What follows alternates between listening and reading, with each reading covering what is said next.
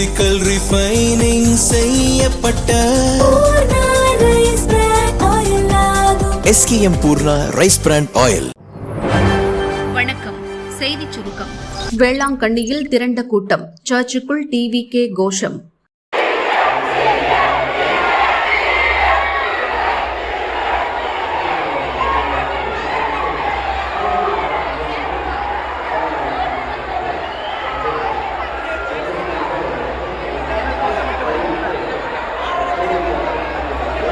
தாவிக தலைவர் விஜய் வருவார் என எதிர்பார்த்து நேற்று நள்ளிரவு முதல் 3000க்கும் அதிகமானோர் வேளாங்கண்ணி சர்ச் முன் திரண்டனர்.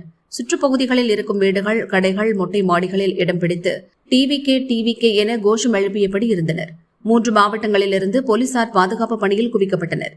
பலர் சர்ச் உள்ளேயும் திரண்டதால் வழக்கமான வழிபாட்டுக்கு வந்தவர்கள் சிரமத்திற்காளாகினர். திடீரென விஜய் வருகை ரத்து செய்யப்பட்டதாக தகவல் வெளியானது. காலை 5 மணிக்கு சர்ச் சார்பில் ஸ்பீக்கரில் இதுபற்றி அறிவிப்பு வெளியிடப்பட்டது. விஜய் வந்தால் அவருடன் இணைந்து வழிபாட்டில் அனைவரும் பங்கேற்பதில் எந்த பிரச்சனையும் இல்லை. ஆனால் அவர் வருவது பற்றி தங்களுக்கு எந்தவிதமான தகவலும் இல்லை. பக்தர்களுக்கு இடையூறு செய்யாமல் இருக்கும்படி நிர்வாகம் சார்பில் வேண்டுகோள் விடப்பட்டது. இதன்பின் விஜய் ரசிகர்கள் அங்கிருந்து கலைந்து சென்றனர். திருப்பலியும் அரை மணி நேரம் தாமதமாக துவங்கியது. தேர்தல் பணி செய்யாத விசிகவினர், திருமாவளவன் பரபரப்பு வீடியோ. நடந்து முடிந்த சட்டசபை தேர்தலில் திமுக கூட்டணியில் விசிக 8 தொகுதிகளில் போட்டியிட்டது. இதில் ஒரு சில தொகுதிகளில் விசிகவினர் தேர்தல் பணியாற்றவில்லை என புகார் எழுந்தது. கூட்டணி கட்சி வேட்பாளர்களுக்கும் விசிகவினர் ஒத்துழைப்பு தரவில்லை எனவும் விசிக தலைமைக்கு புகார் போனது. இந்த சூழலில் தேர்தல் பணி செய்யாத விசிகவினர் மீது நடவடிக்கை எடுக்க திருமாவளவன் முடிவு செய்து பரபரப்பு வீடியோ ஒன்றை வெளியிட்டுள்ளார். நம்முடைய கட்சியின் சார்பில் அனைத்து சட்டமன்ற தொகுதிகளிலும் தேர்தல் பணிக்குழு நியமனம் செய்யப்பெற்று ஆங்காங்கே தோழர்கள் தொகுதி வாரியாக கட்டுக்கோப்பாக இருந்து சிறப்பாக பணியாற்றியிருக்கிறார்கள், ஒரு சில தொகுதிகளை தவிர.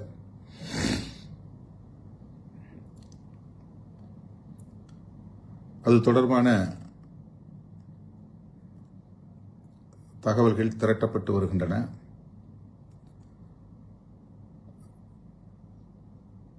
குறிப்பாக நாம் போட்டியிடாத பிற தொகுதிகளில் நம்முடைய தோழமை கட்சிகளின் வேட்பாளர்களுக்கு தேர்தல் பணி ஆற்றியதில்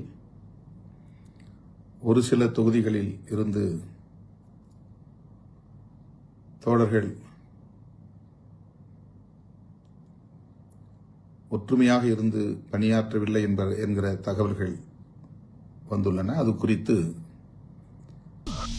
மேற்கு வங்கத்தில் 15 இடங்களில் மறு ஓட்டுப்பதிவு விறுவிறுப்பு. மேற்கு வங்கத்தில் 2 கட்டமாக சட்டசபை தேர்தல் நடந்தது. ஏப்ரல் 29இல் நடந்த 2ஆம் கட்ட தேர்தலில் பல முறைகேடுகள் கண்டுபிடிக்கப்பட்டன. குறிப்பாக சவுத் 24 பர்கானாஸ் மாவட்டம் பால்டா தொகுதிக்குட்பட்ட வாக்குச்சாவடியில் பாரதிய ஜனதாவின் தாமரை சின்னத்திற்கான பட்டனை ஓட்டு மிஷினில் டேப் ஒட்டி மறைத்திருந்தனர். இது தொடர்பான போட்டோ, வீடியோ வெளியாகி கடும் அதிர்ச்சியை ஏற்படுத்தியது. இதேபோல் மேலும் பல இடங்களில் அதிகாரிகள் உதவியுடன் ஆளும் திரிணாமுல் காங்கிரஸ் கட்சியினர் முறைகேடு செய்ததாக பாரதிய ஜனதா குற்றம் சாட்டியது. இதை உறுதி செய்த தேர்தல் கமிஷன் சவுத் 24 பர்கானாஸ் மாவட்டத்தின் மகர்காட் பசிம் சட்டசபை தொகுதிக்குட்பட்ட 11 வாக்குச்சாவடிகளிலும் டைமண்ட் ஹார்பர் தொகுதிக்குட்பட்ட 4 வாக்குச்சாவடிகளில் மறு ஓட்டுப்பதிவு நடத்த உத்தரவு பிறப்பித்தது. அதன்படி இன்று காலை 7 மணிக்கு 15 வாக்குச்சாவடிகளிலும் மறு ஓட்டுப்பதிவு துவங்கியது. மக்கள் ஆர்வமுடன் ஓட்டு போட்டு வருகின்றனர். முறைகேடு, கலவரத்தை தடுக்க 15 ஓட்டுச்சாவடிகளிலும் பலத்த பாதுகாப்பு போடப்பட்டுள்ளது. மாலை 6 மணிக்கு ஓட்டுப்பதிவு நிறைவு பெறுகிறது. விஜய் ஜெயிப்பாரா? அந்த பேச்சுக்கே இடமில்லை. விஜய் எந்த தொகுதியிலும் ஜெயிக்க மாட்டார் என தமிழக பாரதிய ஜனதா தலைவர் நயினார் நாகேந்திரன் கூறினார். கருத்து கணிப்புகள் மேல அது முறையா இருந்தா நல்ல நம்பிக்கை இருக்கும். நிறைய இடங்கள்ல கருத்து திணிப்பு தான் இருக்கு. அது திமுக கூட்டணி சார்பா நிறைய கருத்து திணிப்புகள் வந்திருக்கு. ஆனால் கருத்து கணிப்பை பத்தி நம்ம இப்ப பேச வேண்டிய எந்த அவசியமும் இல்லை. 4ஆம் தேதி நிச்சயமா மக்களுடைய உண்மையான கருத்து கணிப்பு, மக்களுடைய உண்மையான எண்ணங்கள், அவங்களுடைய பிரதிபலிப்புகள், கடந்த 5 ஆண்டு காலத்தில் எவ்வளவு மோசமான முறையில் ஆட்சி நடந்தது என்பதை நம்ம 4ஆம் தேதி நிச்சயமாக தெரிந்து கொள்ளலாம். ஆனா ஆஃப்டர் போலிங் விஜய் நிச்சயமா தாக்கத்தை ஏற்படுத்துவார் அப்படின்னு அனைவராலும் பேசப்படுற பலரும் பேசுவாங்க. அரசியல் உங்க கேள்வி எப்படி இருக்குன்னு எனக்கு தெரியல. ஆஃப்டர் போலிங் அது எனக்கு வாய்ப்பே இல்லை. பிஃபோர் போலிங் ஏதாவது இருந்தாக்கி தான் பார்க்கணும். இருந்தாலும் மக்கள் வந்து ஒரு ஆட்சிக்கு எதிரான மனநிலையில் தான் நிறைய பேர் இருந்ததாக நானும் கேள்விப்படுறேன். அது அரசு அதிகாரிகள், அரசு ஊழியர்கள் மற்றும் பாமர மக்கள், வியாபாரிகள் மத்தியிலும் சரி, பெண்கள் மத்தியிலும் சரி, மிகப்பெரிய இந்த அரசு இருக்கக்கூடாது என்கிறதுல ஒரு மிகப்பெரிய ஒரு மாற்றத்திற்கு நிச்சயமா ஒரு மாற்றம். உங்க பார்வையில விஜய் எத்தனை தொகுதி ஜெயிப்பாருங்க? என்னுடைய பொறுத்தவரை விஜய் வந்து எந்த தொகுதியிலும் ஜெயிக்கிறதுக்கான வாய்ப்புகள் இருப்பதா எனக்கு தெரியல. இல்ல, ஒருவேளை அதிகப்படியான தொகுதியில் ஜெயிச்சாருன்னா தொங்கு சட்டசபை ஏற்படும் பட்சத்துல தேசிய ஜனநாயக கூட்டணி விஜயனுடைய ஆதரவை கோருமா?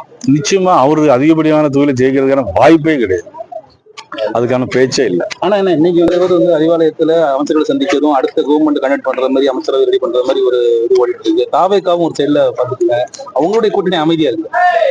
நாங்க வெற்றி பெற போறோம், நாங்க அமைதியா இருக்கிறோம். அவர்கள் வந்து எதற்காக கூட்டம் போடுறாங்கிறது நமக்கு தெரியாதுல்ல. தங்கம் விலை உயர்வு சவரன் ரூபாய் 1.12 லட்சம். சர்வதேச பொருளாதார காரணங்களால் இந்தியாவில் தங்கம் விலை ஏற்ற இறக்கத்துடன் காணப்படுகிறது. தமிழகத்தில் நேற்று முன்தினம் 22 கேரட் ஆபரண தங்கம் சவரன் 1,12,800 ரூபாய்க்கு விற்பனையானது. நேற்று தங்கம் விலை சவரனுக்கு 1,440 ரூபாய் சரிந்து 1,11,360 ரூபாய்க்கு விற்பனையானது. இன்று 22 கேரட் ஆபரண தங்கத்தின் விலை சவரனுக்கு 640 ரூபாய் அதிகரித்து ஒரு சவரன் 1,12,000 ரூபாய்க்கு விற்கப்படுகிறது. கிராமுக்கு 80 ரூபாய் அதிகரித்து 14,000 ரூபாய்க்கு விற்கப்படுகிறது. வெள்ளி விலை கிராமுக்கு 5 ரூபாய் அதிகரித்து 270 ரூபாய்க்கும், கிலோவுக்கு 5,000 ரூபாய் அதிகரித்து 2,70,000 ரூபாய்க்கும் விற்பனையாகிறது. காரில் மாணவியிடம் அத்துமீறல், கிரிமினலை மிஞ்சிய போலீஸ்காரர். பீச்சில் பகீர் சம்பவம், பொங்கி எழுந்த பெற்றோர். வேலையே பயிரை மேயும் கதையாக மக்களுக்கு பாதுகாப்பாக இருக்க வேண்டிய போலீசார் சில சமயங்களில் கிரிமினல்களைப் போல நடக்கின்றனர். சென்னையைச் சேர்ந்த ஒரு போலீஸ்காரர் அதிகாரத்தை தவறாக பயன்படுத்தி கல்லூரி மாணவியிடம் அராஜகமாக நடந்த சம்பவம் சென்னையில் பெரும் பரபரப்பை ஏற்படுத்தியுள்ளது. அது பற்றிய விவரம் வருமாறு. சென்னை அடையாறு பகுதியைச் சேர்ந்த 20 வயது மாணவி என்ஜினியரிங் கல்லூரியில் 3ஆம் ஆண்டு படித்து வருகிறார். இவரது வகுப்பில் படிக்கும் மாணவருடன் கடந்த 29ஆம் தேதி இரவு பெசன்ட் நகர் பீச்சுக்கு காரில் சென்றார். ஒரு தெரு சந்திப்பில் காரை நிறுத்திவிட்டு காரின் பின்சீட்டில் அமர்ந்து உணவு சாப்பிட்டுக் கொண்டிருந்தனர். அப்போது 30 வயது மதிக்கத்தக்க நபர் காரின் அருகே வந்தார். காருக்குள் டார்ச் அடித்தபடி உள்ளே எட்டி பார்த்துள்ளார். காரின் முன்கதவை திறந்து டிரைவர் சீட்டில் உட்கார்ந்து கொண்டார். நான் சாஸ்திரி நகர் காவல் நிலையத்தில் போலீஸ் அதிகாரியாக இருக்கிறேன் என மாணவன் மாணவியிடம் அதிகார தோரணையில் சொன்னார். அடையாள அட்டையை அவர்களிடம் காட்டியபடி, இருட்டல காரை நிறுத்திட்டு உள்ள என்ன பண்ணிக்கிட்டு இருக்கீங்க என மிரட்டும் தொனியில் விசாரணையை துவக்கினார். மாணவனும் மாணவியும் பயந்து போனார்கள். மாணவி அழத் துவங்கினார். நாங்க பேசிக் கொண்டிருந்தோம், அவ்வளவுதான் என்றனர். ஆனால் அந்த அதிகாரி விடவில்லை. உங்கள் இருவரையும் காவல் நிலையம் அழைத்து சென்று வழக்குப்பதிவு செஞ்சு உள்ளே தள்ளினாதா சரிப்பட்டு வருவீங்க என கூறியுள்ளார். மாணவனும் மாணவியும் கெஞ்சினர். அப்படின்னா பணம் கொடுங்க, வழக்கு போடாம விட்டுறேன் என அந்த நபர் இரக்கம் காட்டினார். மாணவனின் போனை செக் செய்தார். அவர் வங்கிக் கணக்கில் 5,000 ரூபாய் இருந்தது. கல்லூரி மாணவி வங்கிக் கணக்கில் 3,000 இருந்துள்ளது. ஜிபே மூலம் மாணவனுக்கு அந்த 3,000 ரூபாயை அனுப்பும்படி அந்த போலீஸ் அதிகாரி சொன்னார். மாணவன் பேங்க் அக்கவுண்டுக்கு மாணவி பணத்தை அனுப்பிய பிறகு காரை அந்த அதிகாரியை ஓட்டிச் சென்றார். பெசன்ட் நகர் 3வது பிரதான சாலையில் உள்ள ஐஓபி வங்கி ஏடிஎம் அருகே காரை நிறுத்தினார். போய் 8,000 ரூபாய் பணத்தை எடுத்துட்டு வா என மாணவனிடம் சொன்னார். கல்லூரி மாணவனும் ஏடிஎம்முக்குள் சென்று பணத்தை எடுத்து வந்து அந்த போலீஸ் அதிகாரியிடம் கொடுத்துள்ளார். அதன் பிறகு அந்த அதிகாரி பழைய இடத்திற்கே காரை ஓட்டிச் சென்றார். அதே இடத்தில் காரை நிறுத்திவிட்டு அங்கே நிறுத்தியிருந்த பைக்கில் சென்று விட்டார். அந்த அதிகாரி போன பிறகுதான் மாணவனிடம் அழுதபடி மாணவி ஒரு விஷயத்தை சொன்னார். நீ ஏடிஎம்முக்குள் சென்ற சமயத்தில் என்னிடம் அவன் அசிங்கமாக பேசினான், பாலியல் ரீதியாக அத்துமீறி நடந்து கொண்டான் என மாணவி கூறியதும் மாணவன் கோபமாகி கீழே இறங்கி அந்த போலீஸ் அதிகாரியை தேடினார். ஆனால் கண்டுபிடிக்க முடியவில்லை. இந்த பிரச்சனையை இத்தோடு விட்டுவிடலாம் என மாணவியிடம் மாணவர் சொன்னார். பிறகு இருவரும் அவரவர் வீட்டுக்கு சென்றனர். வீட்டிற்கு போன மாணவிக்கு அந்த போலீஸ் அதிகாரி செய்த விஷயம் மீண்டும் மீண்டும் கண்ணுக்கு முன்வர அழ ஆரம்பித்துள்ளார். என்ன ஏது என அவரது அக்கா விசாரித்த போதுதான் பெசன்ட் நகரில் காருக்குள் நடந்த விஷயத்தை சொன்னார். போலீஸ் அதிகாரி என கூறிக்கொண்டு பணத்தை பறித்ததோடு மட்டுமல்லாமல் பாலியல் அத்துமீறலில் ஈடுபட்டதை கேட்டு மாணவியின் குடும்பத்தினர் கொந்தளித்தனர். இது தொடர்பாக உடனடியாக மாணவியின் பெற்றோர் சாஸ்திரி நகர் காவல் நிலையத்தில் புகார் கொடுத்தனர். வழக்கு பதிவு செய்த போலீசார் சிசிடிவி காட்சிகளை ஆய்வு செய்தனர். ஏடிஎம்மில் இருந்து மாணவன் பணத்தை எடுத்து வந்து போலீஸ் அதிகாரியிடம் கொடுத்தது உண்மை என தெரியவந்தது. ஆனால் அவர் போலீஸ் அதிகாரி அல்ல, போலீஸ்காரர் ஜோசப், வயது 30 என தெரியவந்தது. சென்னை ஹைகோர்ட் வளாகத்தில் உள்ள போலீஸ் நிலையத்தில் பணியாற்றி வந்தார். தற்போது ஜோசப் நெல்லை மாவட்டத்தைச் சேர்ந்த உயரதிகாரி ஒருவர் வீட்டில் பாதுகாப்பு பணியில் ஈடுபட்டு வருகிறார். சென்னை கொண்டித்தோப்பு போலீஸ் குடியிருப்பில் வசித்து வருகிறார் என்பதையும் சாஸ்திரி நகர் போலீசார் கண்டுபிடித்தனர். லீவில் சென்னைக்கு வந்தபோது இந்த பணப்பறிப்பு வேலையை பார்த்துவிட்டு மறுபடியும் திருநெல்வேலிக்கு சென்றது தெரியவந்தது. அதைத் தொடர்ந்து சாஸ்திரி நகர் போலீசார் திருநெல்வேலிக்கு சென்று ஜோசப்பை கைது செய்தனர். பணம் பறித்தல், பாலியல் ரீதியாக அத்துமீறுதல் உள்ளிட்ட பிரிவுகளில் வழக்கு பதிவு செய்தனர். சென்னைக்கு அழைத்து வந்து விசாரணை நடத்தினர். இதேபோல் எத்தனை பேரிடம் ஜோசப் கைவரிசை காட்டியுள்ளார் என போலீசார் தீவிரமாக விசாரணை நடத்தினர். பிறகு கோர்ட்டில் ஆஜர்படுத்தி சிறையில் அடைத்தனர். மாணவனை மிரட்டி பணம் பறித்துவிட்டு மாணவியிடம் போலீஸ்காரர் தவறாக நடந்த சம்பவம் போலீஸ் வட்டாரத்திலேயே அதிர்வலைகளை ஏற்படுத்தியுள்ளது. மகனை மார்பில் சுமந்த அம்மா, மரணத்திலும் தாய் செய்த செயல், நாட்டை உலுக்கும் ஒற்றை புகைப்படம். மத்திய பிரதேசத்தின் ஜபல்பூர் நர்மதை ஆற்றின் குறுக்கே பார்கி அணை கட்டப்பட்டுள்ளது. அணைக்கட்டு பகுதியில் சுற்றுலா பயணியருக்கான படகு சவாரி இயக்கப்படுகிறது. புதன்கிழமை மாலை 6 மணிக்கு 2 ஊழியர்கள் மற்றும் 29 சுற்றுலா பயணிகளுடன் சென்ற படகு ஆற்றின் மையப்பகுதியில் திடீரென கவிழ்ந்தது. சூறை காற்று மற்றும் ராட்சத அலை அடித்ததால் பயணிகள் பீதியில் கதறினர். படகை கரைக்கு விடுங்கள் என்று அலறினர். ஆனால் காற்று அலை சத்தம் அதிகமாக இருந்ததால் ஊழியர்களுக்கு எதுவும் கேட்கவில்லை. காற்றின் வேகம் அதிகரித்ததால் படகு வேறு திசை நோக்கி சென்று அப்படியே நீரில் கவிழ்ந்தது. பயணிகள் நீரில் மூழ்கினர். 2 நாட்களாக நடந்த மீட்பு பணியில் 9 பேர் சடலமாக மீட்கப்பட்டனர். மற்றவர்கள் பத்திரமாக மீட்கப்பட்டனர். இறந்த 9 பேரில் டில்லியைச் சேர்ந்த தாய், அவரது 4 வயது மகனும் உண்டு. தந்தை மற்றும் மகள் உயிர் பிழைத்த நிலையில் 2 பேர் பலியாகினர். ஒரே லைஃப் ஜாக்கெட்டில் இணைக்கப்பட்டிருந்த தாய் மற்றும் அவரது 4 வயது மகன் சடலத்தை மீட்டபோது பலரும் கலங்கி போனார்கள். மகனை தனது மார்போடு அணைத்த நிலையில் தாய் உயிர் விட்டிருந்தார். இந்த புகைப்படம் வெளியாகி இப்போது மொத்த நாட்டையும் சோகத்தில் மூழ்கடித்துள்ளது.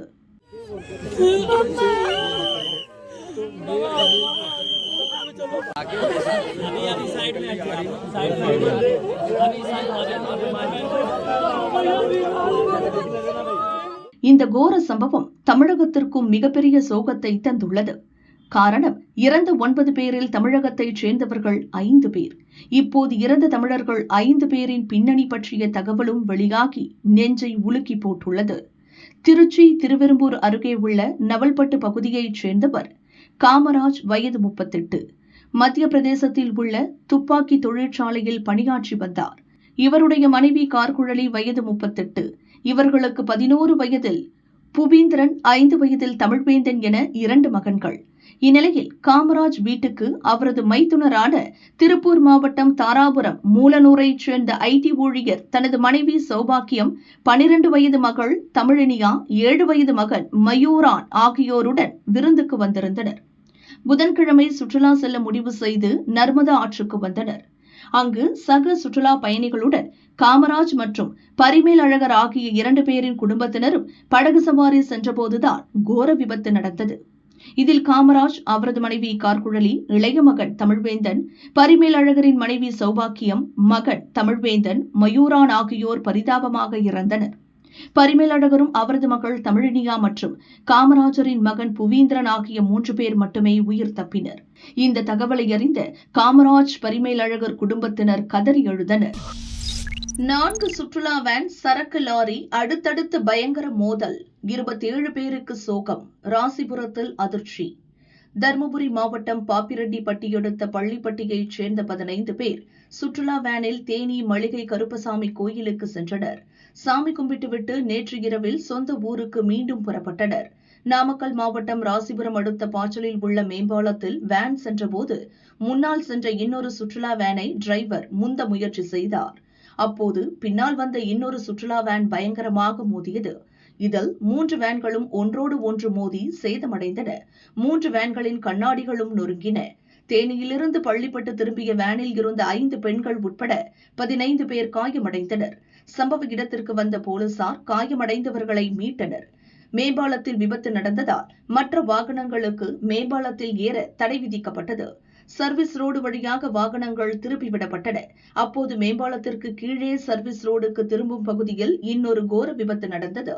முன்னால் சென்ற சரக்கு லாரி மீது இன்னொரு சுற்றுலா வேன் மோதி சம்பவ இடத்திலேயே கவிழ்ந்தது. சுற்றுலா வேனில் இருந்த 12 பேர் காயமடைந்தனர். இவர்கள் வேலூரைச் சேர்ந்தவர்கள். பழனி சென்றுவிட்டு ஊர் திரும்பிய போது விபத்தில் சிக்கினர். காயமடைந்த 12 பேரையும் மீட்டு ராசிபுரம் அரசு மருத்துவமனைக்கு போலீசார் அனுப்பி வைத்தனர். புதுச்சத்திரம் போலீசார் விசாரிக்கின்றனர்.